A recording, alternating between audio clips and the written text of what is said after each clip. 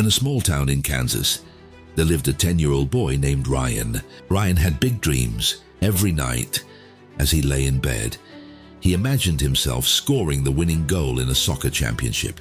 He wanted to be just like Lionel Messi, his hero, but reality was far from his dreams. Ryan loved soccer, but he wasn't very good at it. His shots often missed the goal, his passes were weak, and he struggled to keep up with the other boys on the team. During practice, his teammates teased him constantly. "Ryan, you're so slow. Are you sure you're even playing the right sport?" Ethan, the team captain, joked. "Maybe chess would suit you better," laughed Tyler, one of the forwards. Ryan felt hurt, but he never showed it. He would simply smile and say, "One day, you'll see what I can do." Ryan's backyard became his sanctuary. After school, he would drop his bag, lace up his old worn-out cleats and head outside. He set up cones made from water bottles and practiced dribbling around them. He kicked the ball against the fence until his feet ached. Some days were tough. His shots missed. His feet hurt. He fell more times than he could count, but Ryan always got back up. His mom, Mrs. Taylor, often stood by the window watching him with concern. "Ryan," she called one evening, "come inside. You've been out there for hours." "I'm almost done, Mom," he replied. "Just a few more kicks." His dad, Mr. Taylor, admired Ryan's determination. One evening, he joined him in the backyard. "Let's see that shot, champ," his dad said, holding a ball. Ryan kicked, and the ball soared past his dad. "Nice one, Mr. Taylor cheered.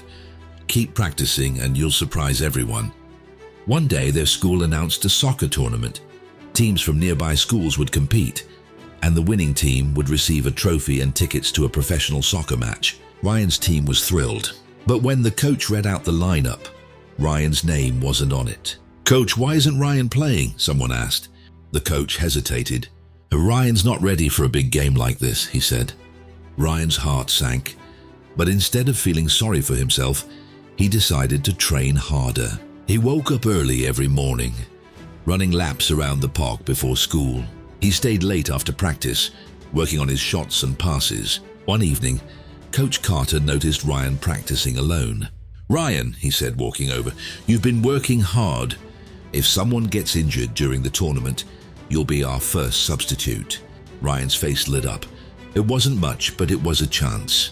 The tournament day arrived. The field was buzzing with excitement. Teams wore matching jerseys and parents filled the bleachers, waving banners and cheering. Ryan sat on the bench watching his team play. They did well, winning their first 2 matches. But the final game against Lincoln High was tough. Their opponents were bigger, faster, and more skilled. By halftime, Ryan's team was losing 1-0. The players looked exhausted. Just then, disaster struck. Ethan, their captain, twisted his ankle during a tackle. "We need a sub," Coach Carter said. He looked at Ryan. "You're up, kid."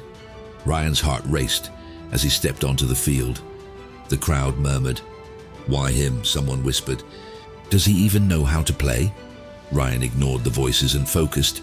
He remembered all the hours he'd spent practicing in his backyard. With just 5 minutes left, his team got a corner kick. The ball soared into the air, heading toward Ryan. Time seemed to slow down. Ryan leaped and kicked with all his might. The ball flew past the goalkeeper and into the net. "Goal!" the announcer shouted. The crowd erupted. Ryan's teammates rushed to him, patting him on the back. The match ended in a tie, leading to a penalty shootout. Each team had 5 chances. Both teams scored 4 goals each. It was down to the final shot.